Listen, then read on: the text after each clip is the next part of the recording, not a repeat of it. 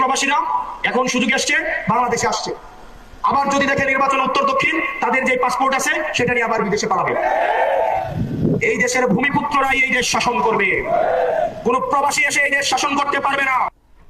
কোথায় বনের রাজা সিংহ আর কোথায় ইঁদুরের বাচ্চা? এরে শতানের বাচ্চা কালাহাঁড়া, তুই কি তোর বাপের নাম নিতে ভয় পাস? শতানের বাচ্চা, হাতে মনে হয় তোর বাপের নাম নিতে ভয় পায়, এ কারণে প্রবাসীদের নামের উপরে চালাই দিছে। যে প্রবাসীদের রেমিটেন্স ছাড়া দেশের অর্থনীতি দুর্বল হয়ে যায়, সে প্রবাসীরা কেন পালাইব?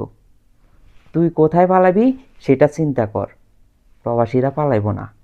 আর রইল ভূমিপুত্র, হেতে মনে বাংলাদেশে একাই জন্মগ্রহণ করছে, আর প্রবাসীরা দেখুন ওই প্রবাসে জন্মগ্রহণ করছে। হেতের বাবার দেশ, হেতার দেশ।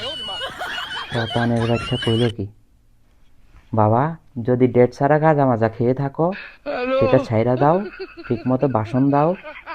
আর তুমি যে আগুন লাগাইছো প্রবাসীদের নিয়ে কথা বললা, তাড়াতাড়ি প্রবাসীদের কাছে মাপ চাও। আর তোমার বাপের নিয়ে যদি কথা বলার থাকে তাহলে তোমার বাপের নাম নিয়ে কথা বলো, প্রবাসীদের নিয়ে উল্টাপাল্টা কথা বললো না বাবা, তাড়াতাড়ি মাপ চাও। শতানের বাচ্চা কইল কি? আর আপনি এখনো তাকাই রয়েছেন কেন? তাড়াতাড়ি ভিডিওটা শেয়ার লাগান।